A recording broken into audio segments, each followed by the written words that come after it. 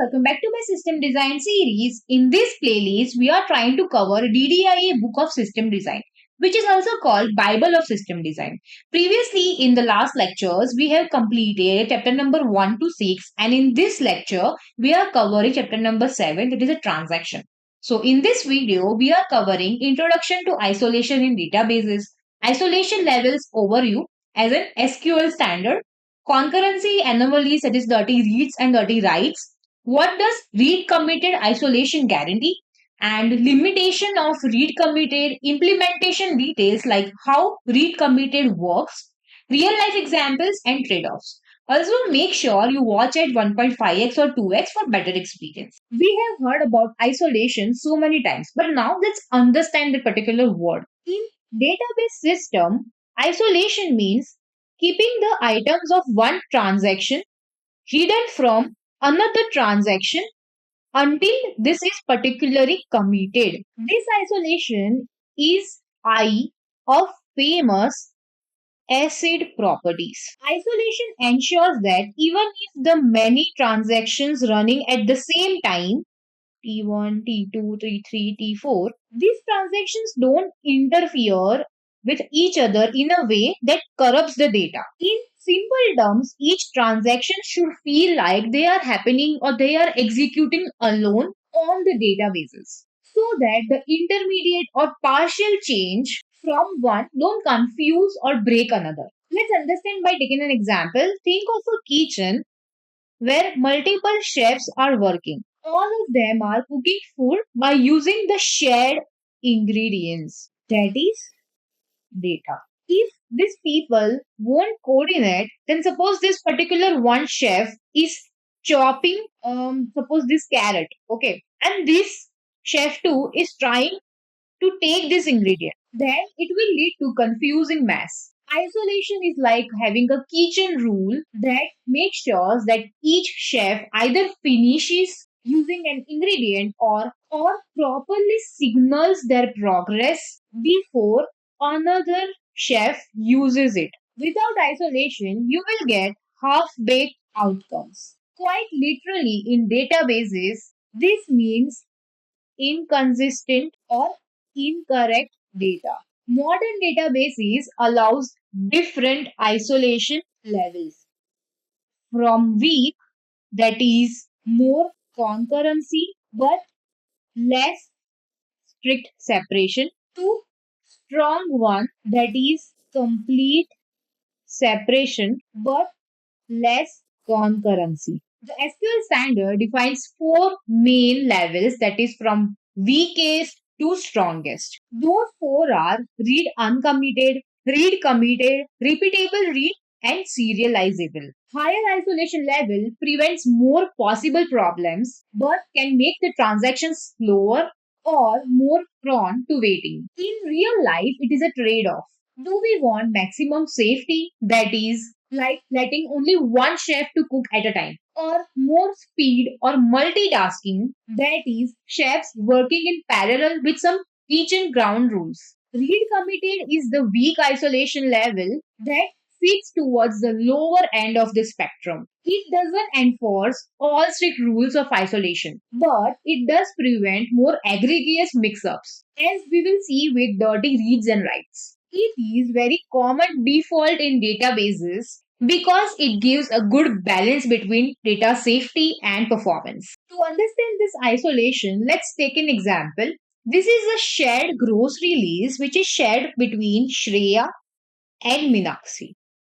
This is a kind of a database where two people can simultaneously do a lot of operations, for example, edit, update, and do whatever they want to do. And each person's updates are like kind of a transactions. Now think of if there is no isolation here. A lot could go wrong here.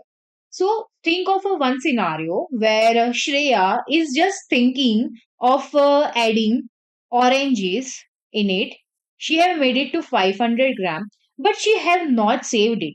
And Minakshi can see this particular result that she have added 500 gram oranges. And she think of that, okay, let's make a cake, orange cake. And she have added soda, maida, milk, lot of things on the basis of Shreya's decision. But the thing is, Shreya have not committed this transaction or this update or this operation. What if Shreya just removes this and deletes this item from the basket? But here Minakshi have already added the items on the basis of Shreya's update. This is a kind of a scenario, but in real world examples or real world scenarios, there are a lot of transactions which are being taking place on the basis of suppose older transaction. So, without isolation, we are just assuming that they are trying to do this particular operation, but they have not committed. They are just looking at the partial operations or partial updates or partial changes which are being happening. So, because of this, Minakshi's decision or Minakshi's plans can not be completed. Now, let's take another example. Suppose here Shreya have added apple 2 as a quantity, but she have not saved it. Meanwhile, simultaneously, Minakshi have made it to 12. Now, after some time, Shreya's update of having apple 2 gets committed. So it will be done as 2. Now, the thing is, Minakshi have just made it 12 and Shreya have made it 2. So here the conclusion is without isolation, the operations can get override and lot can go wrong. As first of all, there is no history you can go back what happened. And because of this, lots of things can go wrong here. Situation like this is what database calls it concurrency anomalies. Now let's explore two most important ones. Those are dirty reads and dirty rights. These both are bad behaviors. For which read committed level is designed to prevent it. Okay. So now let's talk about dirty reads, that is seeing uncommitted data. In databases, dirty read means suppose this one transaction have made some changes, for example, turn A's value equal to 2, but he have not committed. Then also this transaction 2 is able to see its ongoing operation. It is like seeing someone's unfinished work or unsaved work. Using our grocery list scenario, imagine that suppose there are two people, Alice and Bob. Suppose Alice have added 5 chocolates inside it. But as it is called a transaction, but it is not saved yet. And after that, the Bob sees this transaction, that is 5 chocolate bars, and he thinks that it is a final state and he goes and buys these 5 chocolate bars. But after that, Alice have changed her mind and she have rolled back these 5 chocolates because she thinks that at the home there is enough chocolate as of now. In database terms, her transaction is been rolled back. So the item never officially existed on the list. But here the Bob have acted on this information which is never actually true. The list ultimately has no 5 chocolate bars, but he has saw that and have made its own decision. This is exactly what a dirty read is in the database. Reading the data that might vanish or change because it was not committed. If this was a bank database instead of a grocery list, Bob have might thought of that the transaction as of now it have the $50 and he goes and spend it on something. But actually there were no $50. So Bob's calculation will go wrong. Dirty reads compromise data consistency because transaction 2 of the Bob it can't trust what he have read. Now the obvious question, how to avoid dirty reads, the database must ensure that all the transaction sees or read the data which is already committed. So in the above example, if allies have not yet committed its transaction, the bot should not see what allies is as of now doing it. So that means Bob's query to see this list will either wait or this database will show the older values, which can be achieved by locking this list or versioning this list. But here the key is read committed isolation prevents this, and this way Bob will never ever seize Li's half transaction. Okay. Now let's move forward. Let's talk about dirty writes, that is overwriting uncommitted data. A dirty write happens when one transaction overwrites the data of the transaction 1 which have not yet committed. In other words, two transactions are trying to update the same row or same record at the same time. As we have already discussed this example before, but here just understand that suppose this is Alice and this is Bob who have made the A's value equal to 5. But the thing is, Alice have not committed A's value, but simultaneously Bob tries to change this A equals to 5 from A is equals to 15. And this Bob have saved this value. But now as Alice have not saved its value, then after this Bob have saved its value, Alice try to save this particular value at 5. So, and after that it saves it. But now allies have unwittingly override this Bob's value or Bob's change. And now the A's value have become 5. Here the outcome is that Bob's update, that is A equals to 15, is being overwritten by Li's value, that is A equals to 5. Bob thought that he has saved its work and the value will be stick over that. This is dirty write scenario where transaction 2 have modified the data while transaction 1 is still going on and it have not yet saved its work. And this will cause inconsistency. In database, dirty writes are very dangerous because they often lead to lost updates or other conflicts. It is like two people are trying to write on the same line of a document. Now, how do you prevent this? As preventing dirty writes is very crucial. So here the rule is transaction can overwrite the data only if the data is committed and not someone's uncommitted data. In practice, database ensure this by not letting two transactions simultaneously to update the same record. For example, if Alice is trying to update this, at that time, this A's value will be locked. So Bob's attempt to write that particular A's value will be blocked. And Bob can only write or change A's value when Alice have completed its transaction or have completed its work.